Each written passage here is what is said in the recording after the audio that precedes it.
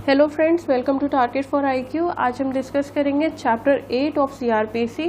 ये एक्सटेंड करता है सेक्शन 106 टू सेक्शन 124 और ये चैप्टर बात करता है security for keeping peace and good behaviour. जब हम सिक्योरिटी लेते हैं उस पर्सन से जिसका हमको लगता है कि ये कहीं ना कहीं ब्रीच कर सकता है, कोई भी शांति भंग कर सकता है, इस चैप्टर के अंतर्गत हम उसे सिक्योरिटी की डिमांड करते हैं। ये पूरा चैप्टर अगर हम बात करें तो it is preventive in nature. Okay, it is preventive in nature. अच्छा, demanding on the basis of security, हम किस तरह से डिमांड कर रहे हैं सिक्योरिटी को, उस बेसिस पे इस पूरे चैप्टर को हम दो हिस्से में डिवाइड कर सकते हैं। डिमांडिंग सिक्योरिटी के बेसिस पे हम दो तरह से इसको हम डिवाइड कर सकते हैं इस पूरे चैप्टर को। ऑन कन्विक्शन, पहला जब जो पर्सन है वो कन्विक्टेड है, ऑलरेडी उसका कन्विक्शन हो चुका है।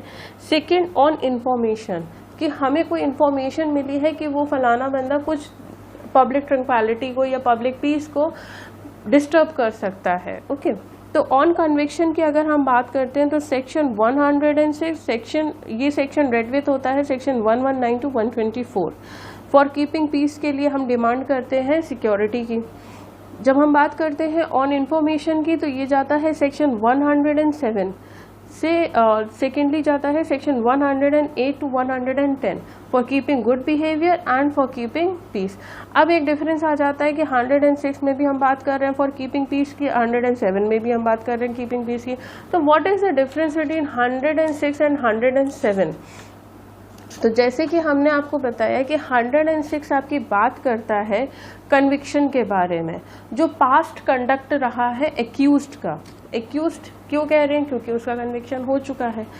107 किसके बारे में बात कर रहा है? कि हमको इन्फॉर्मेशन मिली है कि फर्दर कुछ होने वाला है, एप्रीहेंशन है हमको। तो यहाँ पे एप्रीहेंशन की बात करते हैं, यहाँ पे हम उसके पास्ट कंडक्ट की बात करते हैं। ओके, 106 जो बात करता है कि magistrate has already adjudicated, means magistrate already जो वो ऑफेंस करके आया है उसका एडजुडिकेशन हो चुका है, वो निर्णय ले चुका है और जो फैक्ट आए हैं उनके सामने, जो मजिस्ट्रेट है उसके सामने जो फैक्ट आए हैं, तो उससे एप्रीहेंशन हो रहा है कि वो फर्दर भी कोई ब्रीच ऑफ पीस कर सकता है, वो आगे भी किसी भी तरह की शांति भंग कर सकता है क्योंकि उसका स्वभाव ऐसा है। अब 107 की जब हम बात करते हैं तो मजिस्ट्रेट को सिर्फ एक इन्फॉर्मेशन मिली है, उसको एक इन्फॉर्मेशन मिली है कि अगर उस पर्सन को हमने प्रिवेंट नहीं किया, हमने अगर उससे सिक्योरिटी नहीं ली है तो वो कहीं ना कहीं जाके ब्रीच ऑफ पीस यानी कि शांति भंग कर सकता है और पब्लिक की जो शांति जो बनाई हुई है वो कहीं ना कहीं हमारी खतरे में आ सकती है।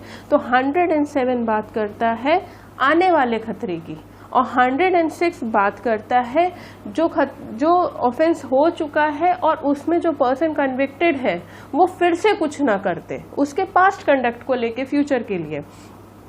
तो this is the difference between 106 and 107। अब 106 और 107 में जो फॉर्म नंबर जाता है साथ में, वो जाता है form number 12, schedule 2 of CrPC. Okay, फिर आगे बढ़ते हैं। हमने एक कंपैरेटिव स्टडी बनाई है ऑफ सेक्शन 106 टू 110 क्योंकि इसमें से डायरेक्ट क्वेश्चन आते हैं। इस चैप्टर 8 में से ऑफ सीआरपीसी डायरेक्ट क्वेश्चन आपसे पूछे जाते हैं। तो it is a simple comparative study. अगर आप ये कर लेते हो याद या इसको आप अपने आप बना लेते हो तो ये आपके लिए इट इज़ इनफ। तो इसके पहले हम टॉपिक्स देख लेते हैं जिसके अंडर हमने डिस्क्राइब किया है। तो सबसे पहला है हमारा यहाँ पे सेक्शन, सेकंड है use of security. Use of security मतलब किस लिए हम उससे सिक्योरिटी ले रहे हैं, व्हेन, कब लेंगे, ऐसा वो क्या करेगा जब हम उससे सिक्योरिटी लेंगे, कौन सी कोर्ट कॉम्पिटेंट है सिक्योरिटी लेने के लिए, कितने टाइम पीरियड के लिए हम सिक्योरिटी ले रहे हैं और श्योरिटी हम लेंगे या नहीं लेंगे, ये हमारा लास्ट पॉइंट बताता है। तो सबसे पहले हम सेक्शन देखते हैं 106। तो 106 है फॉर कीपिंग पीस, अभी हमने डिस्क्राइब किया था फॉर कीपिंग पीस। यहाँ पे कन्विक्शन हो रहा है किसी भी पर्सन का अंडर आईपीसी। कौन से सेक्शन इसमें कवर्ड नहीं है? 3 सेक्शन कवर्ड नहीं है, 154, 153A एंड 153B। अगर इनके अलावा वो कोई भी ऑफेंस करता है आईपीसी में, तो वो श्योरिटी ले सकती है competent court. Then offence consisting of assault, use of criminal force और मिसचीफ, कमिटिंग मिसचीफ। 2 पॉइंट्स हमारे हो गए। जब कोई असॉल्ट के लिए कर रहा है, ऑफेंस है जिसमें असॉल्ट हुआ है, क्रिमिनल फोर्स यूज हुआ है, या कोई मिसचीफ उसने कमिट किया है, तब भी सिक्योरिटी के लिए हम उससे सिक्योरिटी ले सकते हैं। Third is offence of criminal intimidation, criminal intimidation की बात कर रहा है, ऑफेंस हुआ है क्रिमिनल इंटिमिडेशन का। देन एनी अदर ऑफेंस, पहले ही फर्स्ट उसने बोल दिया है कि ऑफेंस कोई भी आईपीसी का है वो सारे इसमें कवर्ड होंगे except section 154, 153A and 153B। Then abetment, इन सब के अबेटमेंट के लिए भी आप उस पर्सन से सिक्योरिटी ली जा सकती है। कोर्ट कौन कौन सी कॉम्पिटेंट है हमारी, सेशन कोर्ट हमारी कॉम्पिटेंट है, जेएम फर्स्ट क्लास कॉम्पिटेंट है, appellate court and revisional court, ये सारी कोर्ट्स हमारी कॉम्पिटेंट है। कितने पीरियड के लिए लेंगे, 3 साल के लिए लेंगे, विद और विदाउट श्योरिटी, जैसा भी कोर्ट उसके डिस्क्रिशन है, विद और विदाउट श्योरिटी वो ले सकते हैं। अब हम देखते हैं सेक्शन 107। 107 भी बात क्या करता है, कीपिंग पीस के बारे में। लेकिन ये जो कीपिंग पीस है, ये कौन सा कीपिंग पीस है, ऑन रिसीविंग इंफॉर्मेशन। मजिस्ट्रेट को इंफॉर्मेशन मिली है कि कोई पर्सन है, एनी पर्सन, फर्स्ट पॉइंट है likely to commit breach of peace, वो कहीं ना कहीं शांति भंग कर सकता है। Disturb public tranquillity and either place where of peace और disturbance is apprehended in is within his local jurisdiction. ये बोल रहे हैं कि जो हम एग्जीक्यूटिव मजिस्ट्रेट है उसके लोकल ज्यूरिस्डिक्शन में कहीं भी शांति भंग कर सकते हैं, पब्लिक की जो पीस मेंटेन्ड है वो कहीं ना कहीं ब्रीच हो सकती है। तो उस पर्सन को सिर्फ इंफॉर्मेशन मिली है मजिस्ट्रेट को, तो उस पर्सन से मजिस्ट्रेट क्या कर सकता है, सिक्योरिटी डिमांड कर सकता है। कॉम्पिटेंट अथॉरिटी एग्जीक्यूटिव मजिस्ट्रेट है, कितने टाइम के लिए लेगा, 1 ईयर के लिए लेगा, 1 साल के लिए लेगा। इसमें भी एग्जीक्यूटिव मजिस्ट्रेट के पास डिस्क्रिशन है, वो विद और विदाउट श्योरिटी ले सकता है। नेक्स्ट आता है हमारा सेक्शन 108। 108 में किस चीज़ की बात होती है, for good behaviour from person disseminating seditious और ऑब्सेंस मैटर। 108 बात करता है गुड बिहेवियर के बारे में। अभी तक कीपिंग पीस के बारे में बात हुई है, अब बात कर रहे हैं उसके अच्छे चाल चलन के बारे में बात की जा रही है, उसके गुड बिहेवियर की बात की जा रही है। उस पर्सन के बारे में जिसका एप्रीहेंशन है कि वो स्प्रेड कर सकता है। डिसेमिनेटिंग का मतलब होता है वो स्प्रेड कर सकता है, क्या, सिडिशियस या ऑब्सीन्स मैटर की जो चीज़ें होती हैं वो स्प्रेड कर सकता है। ओके, फिर इसमें क्या हो रहा है कि रिसीविंग इंफॉर्मेशन, फिर वही बात है, इसमें कन्विक्शन नहीं है, यहाँ पे सिर्फ और सिर्फ इंफॉर्मेशन रिसीव हुई है एग्जीक्यूटिव मजिस्ट्रेट को कि उसके जुरिस्डिक्शन में कोई एक ऐसा पर्सन है जो क्या कर रहा है, स्प्रेड कर रहा है या अटेम्प्ट कर रहा है, स्प्रेड कर रहा है या अटेम्प्ट कर रहा है स्प्रेड करने के लिए, या किसी को वो अबेट कर रहा है। ठीक है, किसी को वो अबेट कर रहा है किस चीज़ के लिए, कि आप 124A, 153A and 153B, 295A of IPC के लिए जो पनिशेबल है ऑलरेडी। अब ये किन चीज़ों की बात करता है, ये सिडिशियस चीज़ों की बात करता है। ओके, फिर नेक्स्ट बोलता है कि does any act. Does any act का मतलब है कोई वो ऐसा काम कर रहा है जो किससे रिलेटेड है, प्रोड्यूस, मेक्स और keeps etcetera in relation to any obscene matter referred under section 292 of IPC. कोई ऑब्सीन मैटर है, अश्लील मैटर है, उस चीज़ को वो क्या कर रहा है, या तो वो बना रहा है या उससे रिलेटेड कोई चीज़ उसने रखी हुई है। ओके, इसमें कौन सा कॉम्पिटेंट अथॉरिटी है, executive magistrate is competent authority. 1 साल का उसमें ड्यूरेशन रहेगा। देन विद और विदाउट श्योरिटी वो डिमांड कर सकते हैं, ये उनका डिस्क्रिशन रहेगा एग्जीक्यूटिव मजिस्ट्रेट का।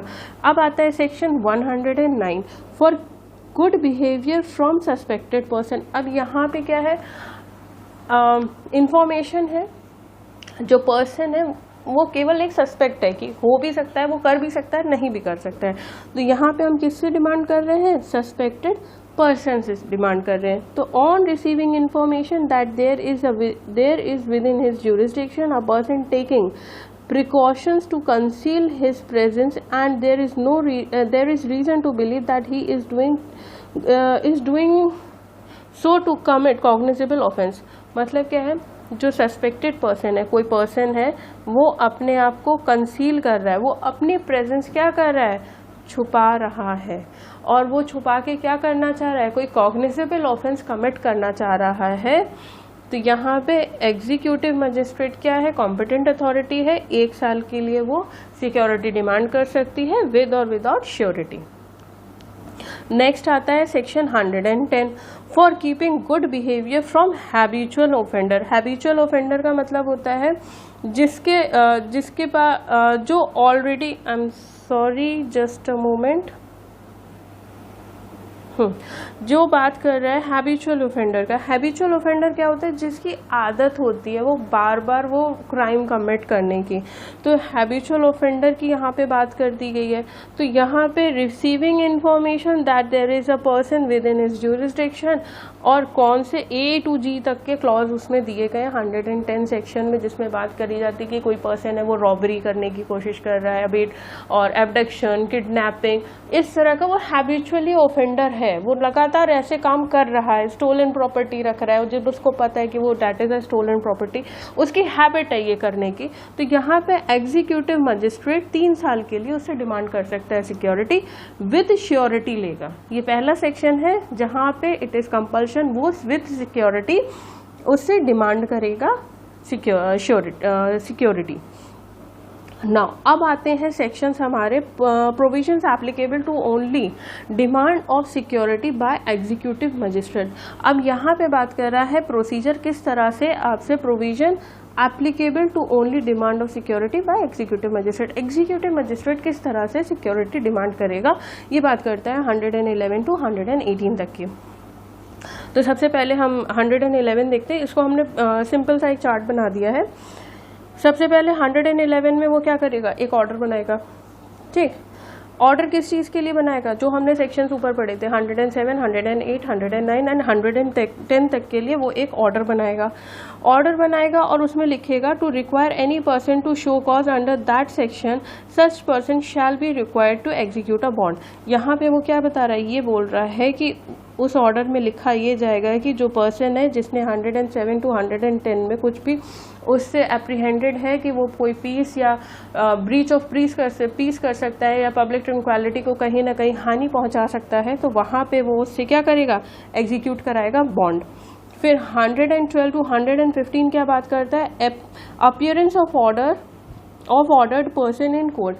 112 टू 115 बात कर रहा है जब वो पर्सन कोर्ट में आ जाता है। ठीक, तो 112 क्या बात करता है, जो ऑर्डर पास किया है जिस पर्सन के लिए, अगर वो पर्सन कोर्ट में बैठा हुआ है तभी कोर्ट ने क्या किया है, सिक्योरिटी के लिए डिमांड कर दी, ऑर्डर पास कर दिया, तो उस टाइम पे 112 करता है कि उसके सामने वो पढ़ के बता देंगे। 113 बात करता है अब अगर वो नहीं है तो अदरवाइज समन और arrest warrant shall be issued. अगर वो प्रेजेंट नहीं है तो वो क्या करेगा, समन या अरेस्ट वारंट इशू कर देंगे। 114 क्या बात करते हैं, a copy of the order shall accompany the summons और वारंट। अब कॉपी ऑर्डर, कौन से ऑर्डर की, सिक्योरिटी की ऑर्डर की जो कॉपी होगी वो समन या वारंट के साथ भी हम भेज सकते हैं। 115 बात करता है कि पर्सनल अपीयरेंस कब हम नहीं करेंगे। जिस पर्सन की सिक्योरिटी की बात की गई है, जिस पर्सन से डिमांड की जा रही है सिक्योरिटी, कब हम उसको एक्सेप्ट कर देंगे कि नहीं ठीक है आपको आने की ज़रूरत नहीं है। फिर आता है 116 inquiry into information received and interim order. यहाँ पे बात किया जा रहा है जब एग्जीक्यूटिव मजिस्ट्रेट को क्या मिली है, सिर्फ इंफॉर्मेशन मिली है कि कोई एप्रीहेंशन है इन फ्यूचर की कुछ गड़बड़ हो सकती है, तो यहाँ पे क्या इंक्वायरी की जाएगी उस इंफॉर्मेशन की और इंटरिम ऑर्डर दिया जाएगा।